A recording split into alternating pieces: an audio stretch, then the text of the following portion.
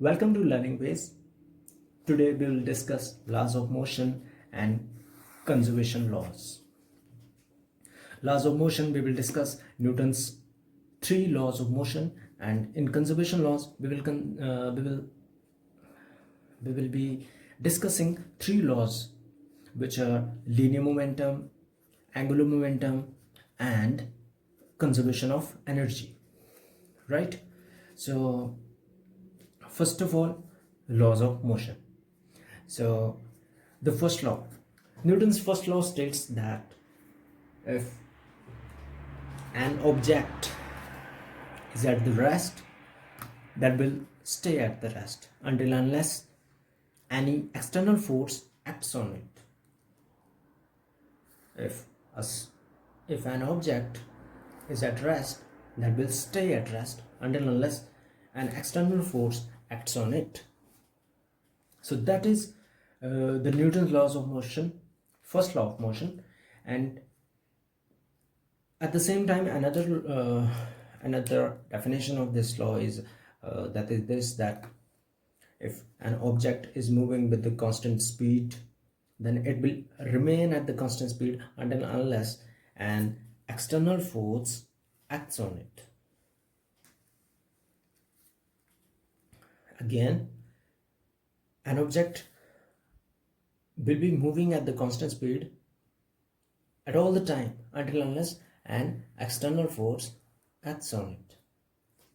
So that is the first law of motion. So in this, speed or velocity should be constant, and no external force should be there. If there is no external force, only then the motion will stay in the constant direction or in the state of rest. Okay, that is the law of motion, first law of motion. State of rest, I mean speed is 0 or speed is constant, and external force is 0.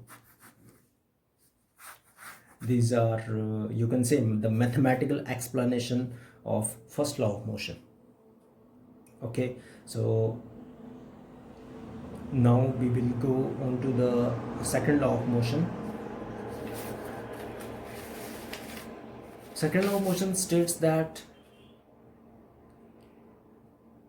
the linear momentum of a body, which we will be denoting by P, and it's a vector. So this linear momentum, which is mass into velocity, the product of mass and velocity. And so Newton's second law of motion states that the linear momentum of a body, the rate of change of linear momentum is proportional to the force. Rate of change of linear momentum is proportional to external force acting on it. Okay, F is proportional to dp over dt. So we will remove this proportionality now, so it will be equal to F k dp over dt. K is any constant, so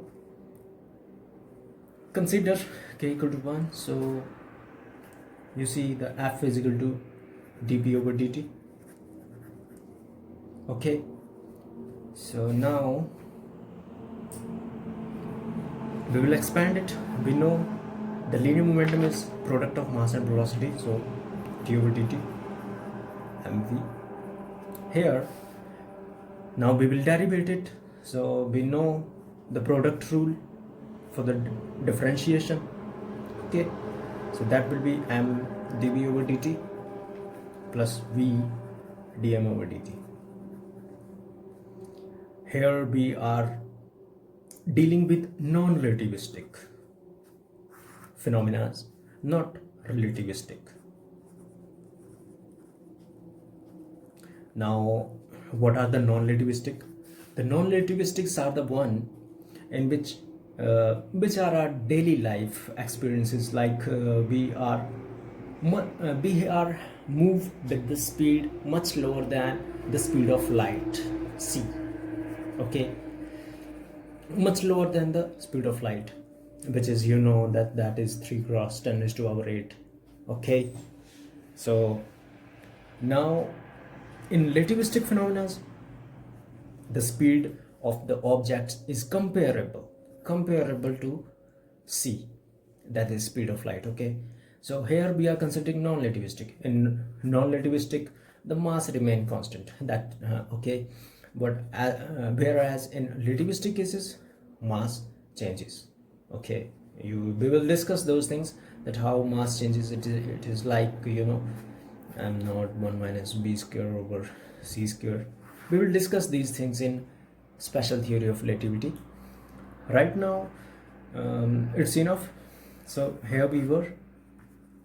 So it will be 0, this thing. So we will be left with f is equal to m dv over dg.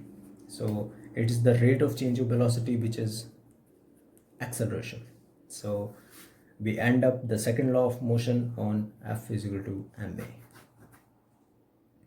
You know, this is very much important, and in daily life we can see its experiences in our life.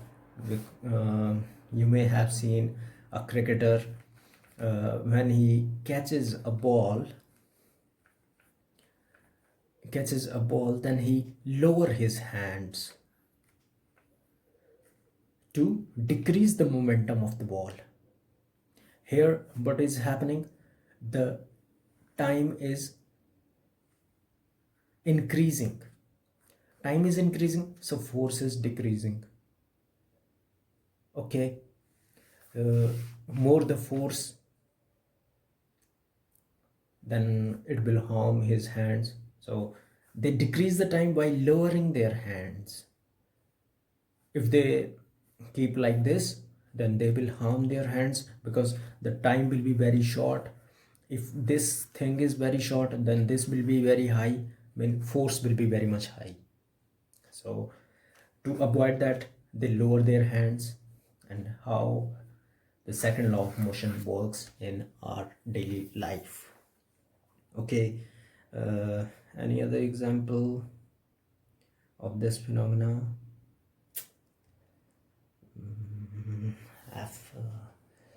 Yes, other example of this phenomena is when a person fall from a building on a ground.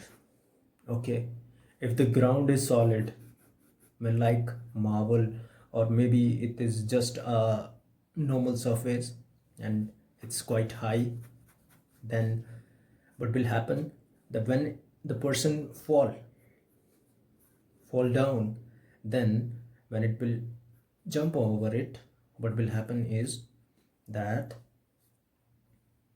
it strike with it, and the time will be very short in that span. Okay, it will just fall. So force will be higher. When force will be higher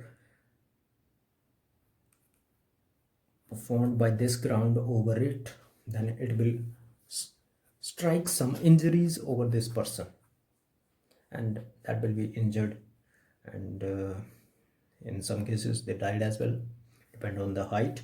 If it is quite high, then there are no chances, you know very well. So what if there is sand like this, and the person is falling from here?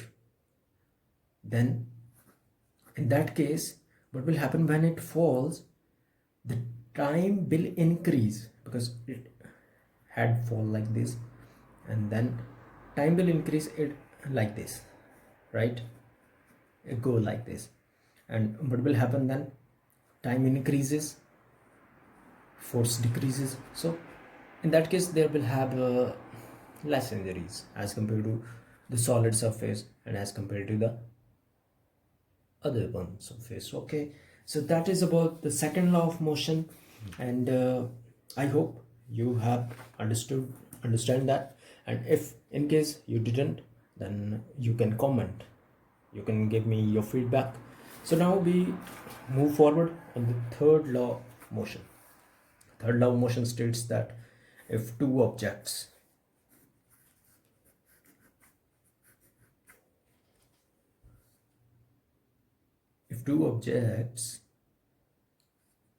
acting over each other, then they will have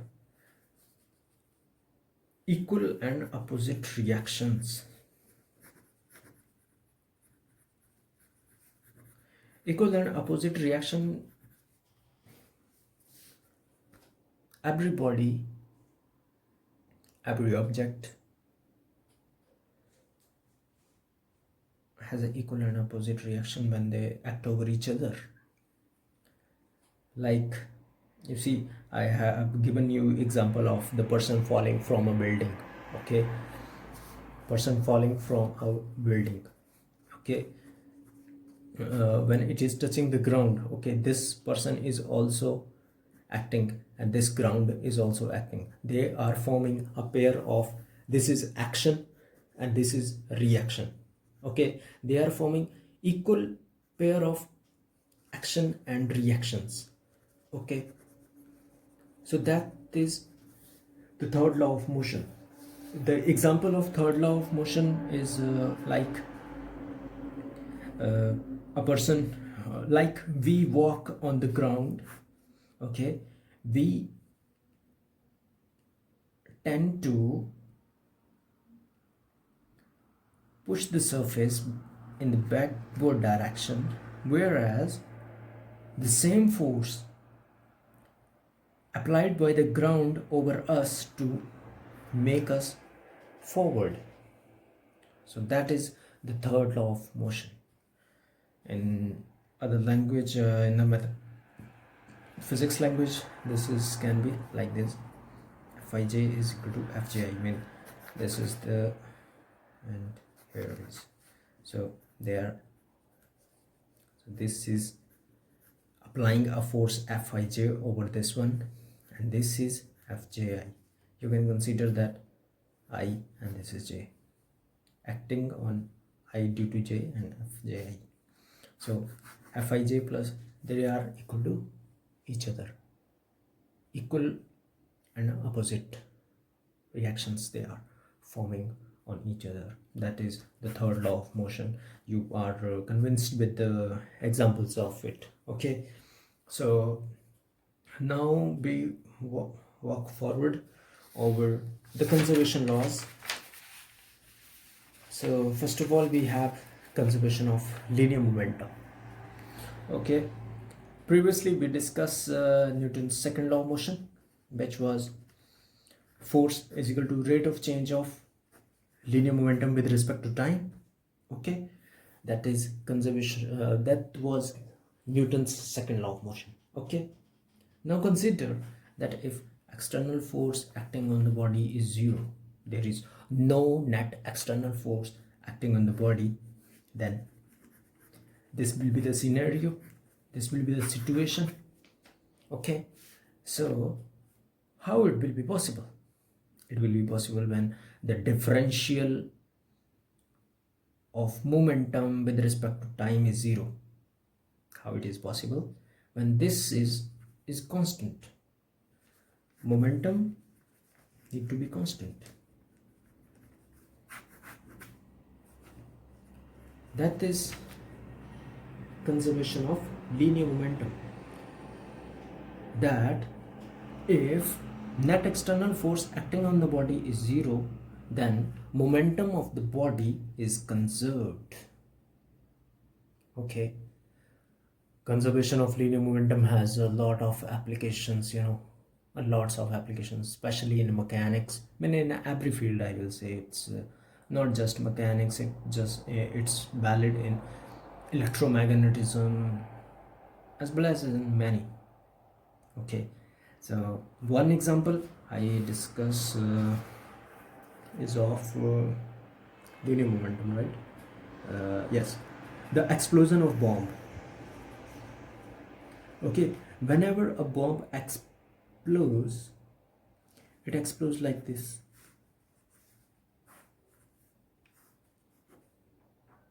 Okay, it never explodes like this. Okay, it explodes always like this or like this, in all directions. Why this? What is happening? Conservation, linear momentum is conserving. I mean, all the masses are going in this directions. Some masses in this direction with certain velocities, in other, and like this, they are conserving the linear momentum. Another example is of what? Another example of linear momentum is what is another example of linear momentum? Linear momentum, another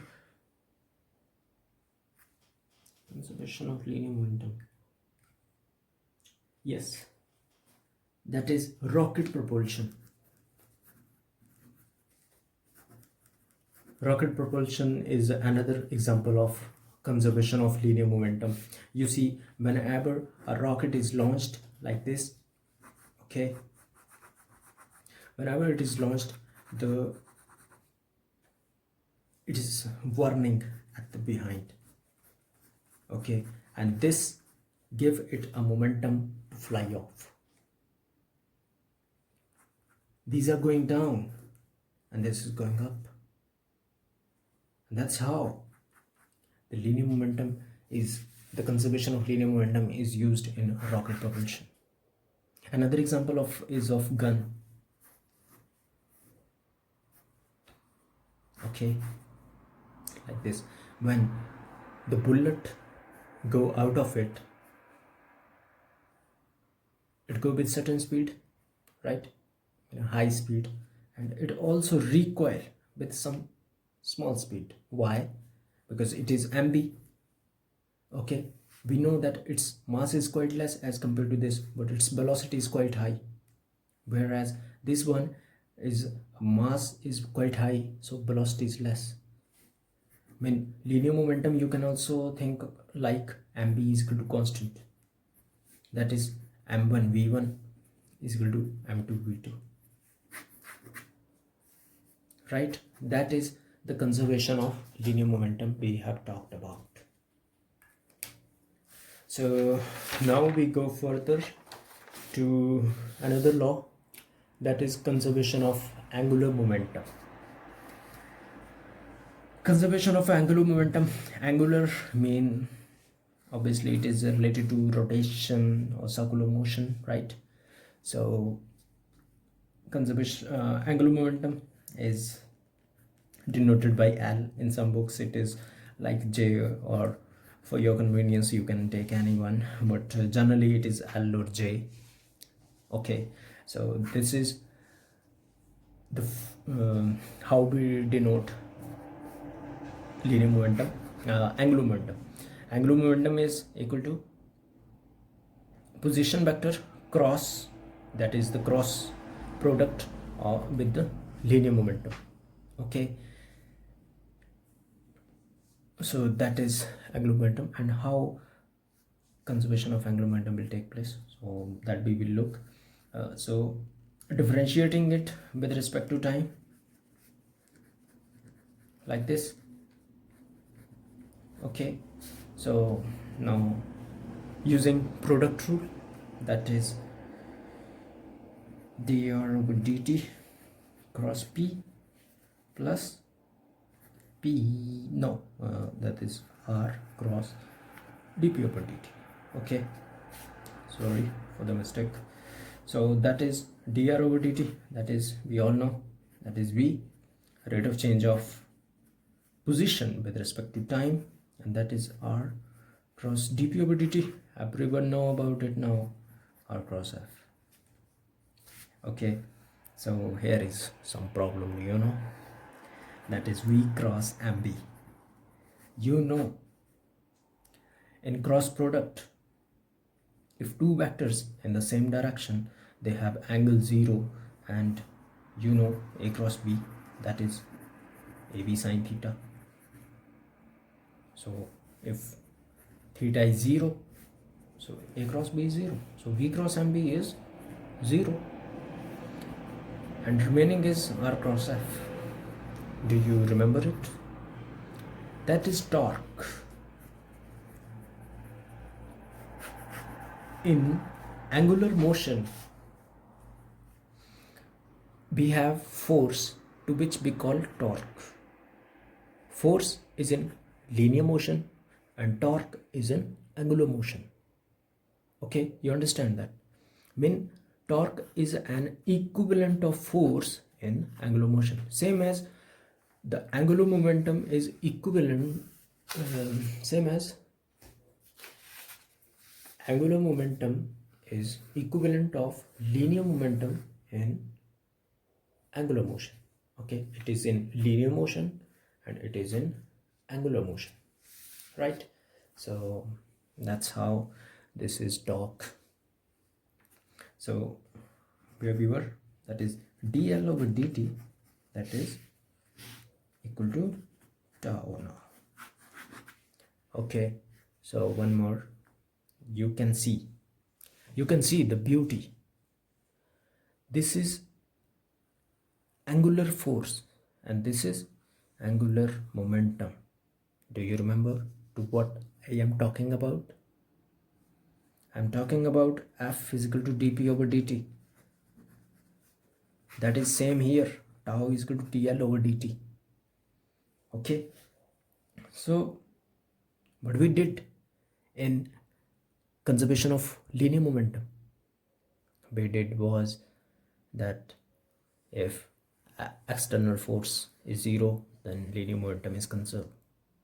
So what we will do here, so if external torque is 0, then angular momentum is 0. No, angular momentum is constant. That is, if external torque is 0, then angular momentum is conserved. Okay, so for angular momentum to be conserved, external torque should be 0. So that is law of conservation of angular momentum.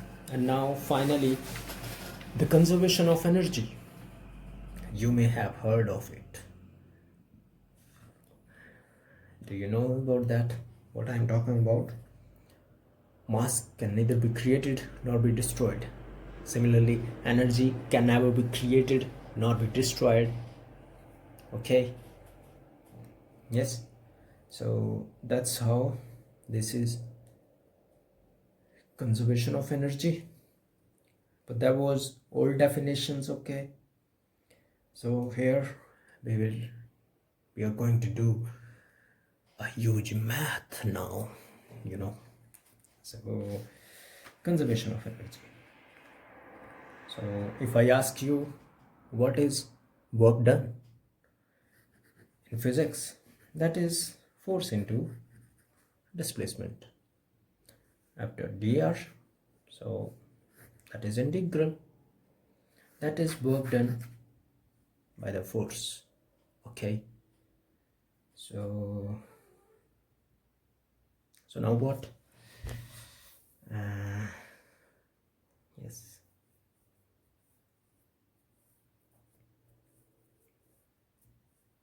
so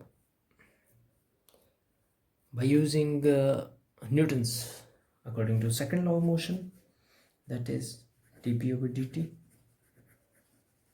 dr, right?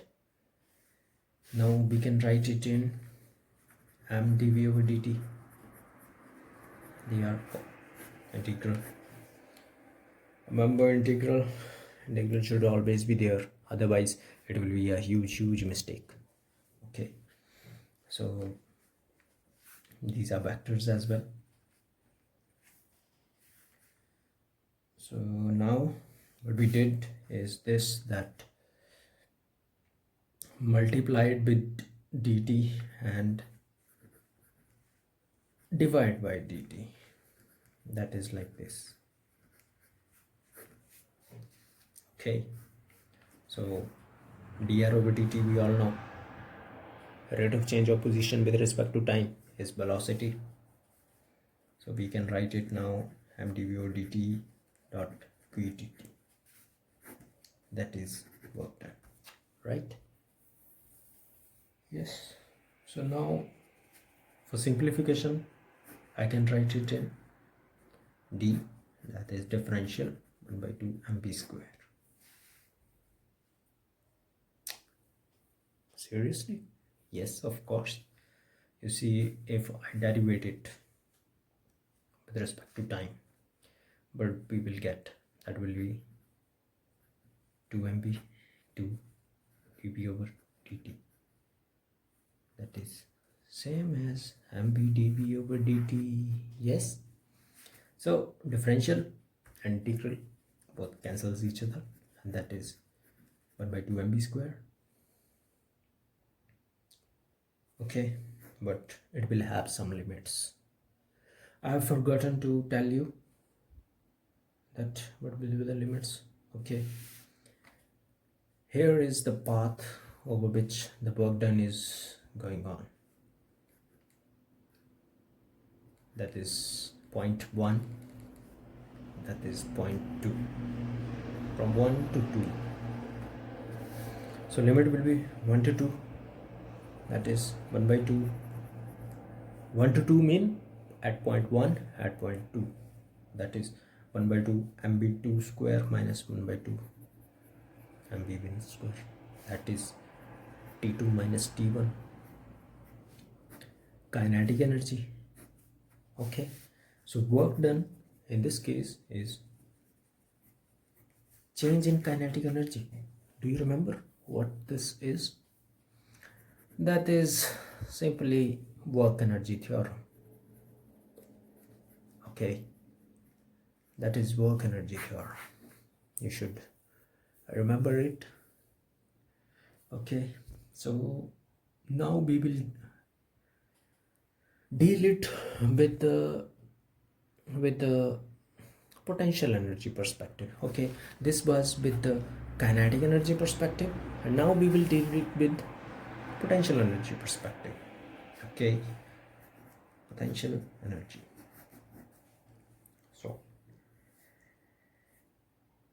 So I will discuss about potential field. No, potential field not. I will discuss about, before discussing conservation of energy with potential energy, we will discuss about conservative force and conservative field. So what are these things? Conservative force and conservative field.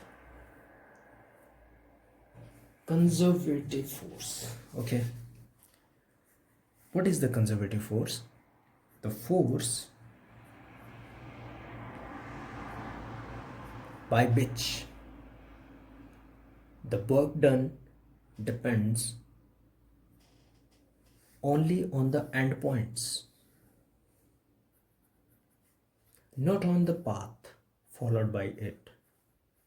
Work done depend only on the endpoints. If the force acts on a body, how will I tell it?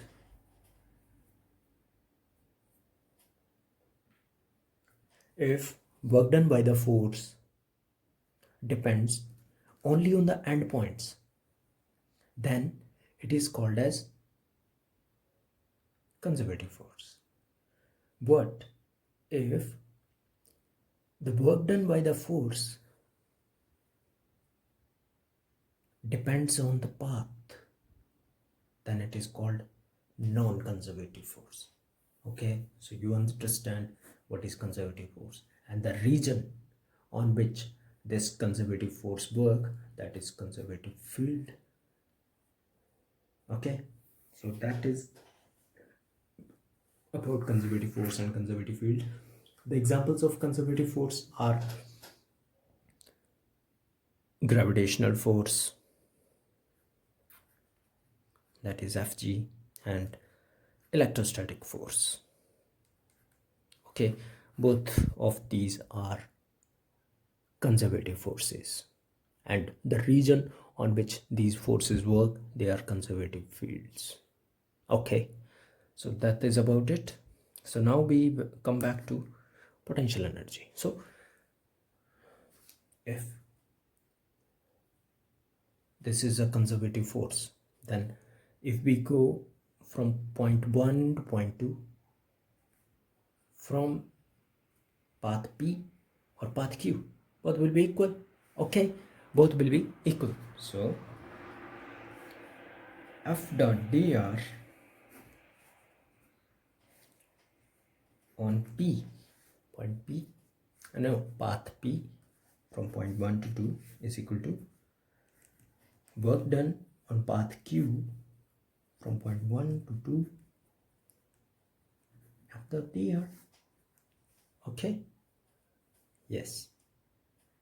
So now rearranging them, but we will get 1 to 2 F dot dr minus Q 1 to 2 F dot dr. So now if you want to remove the Q sign, no, not Q, minus sign, okay, so it will be like plus Q, and this 2 to 1 F dot dr, that is equal to 0. F dot dr 1 to 2 P. So that is 1 to 2, and from 2 to 1 equal to 0, which means F dot dr over a closed path is equal to 0. That is,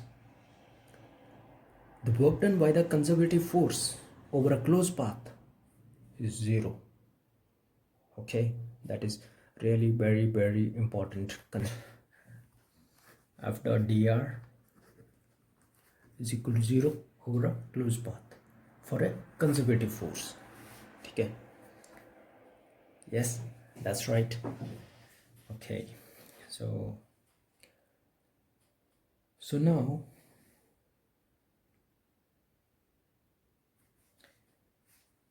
according to Stokes' theorem,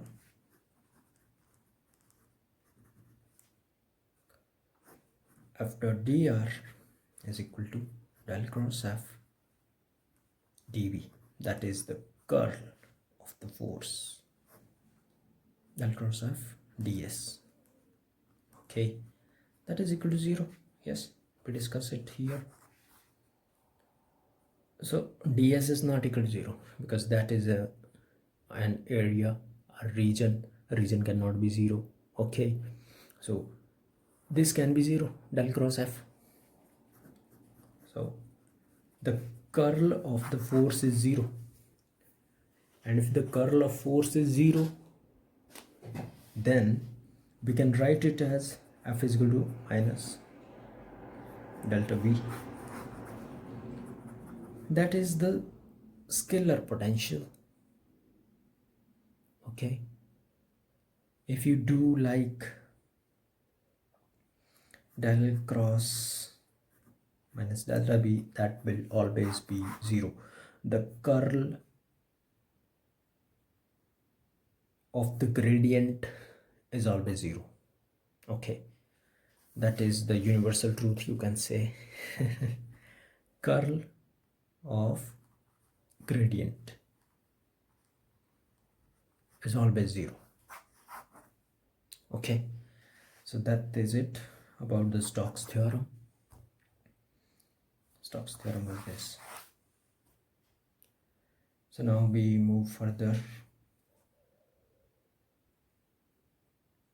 So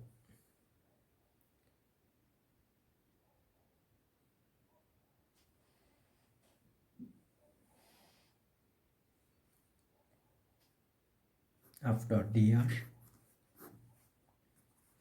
that is minus delta V dr from 1 to 2,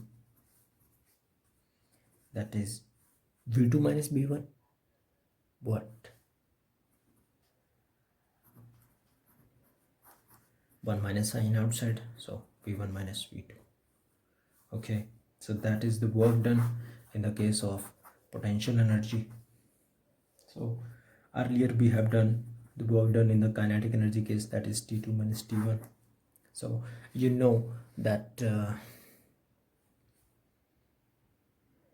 both these work done are over the same region 1 to 2.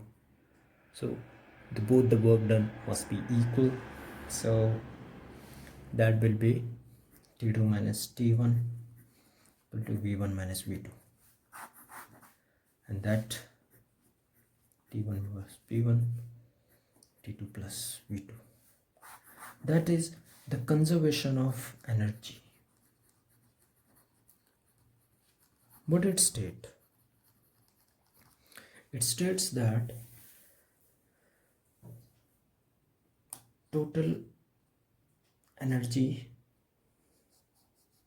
at point 1 is equal to the total energy at point 2. Total energy is always conserved. As I have told you earlier, energy can never be created nor be destroyed. Okay, energy remain constant. Okay, so this is all about the conservation laws and conservation of energy. Okay, so in case of any doubt, you can comment.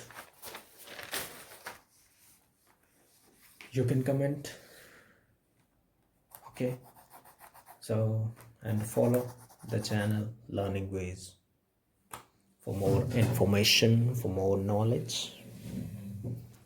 Thank you everyone.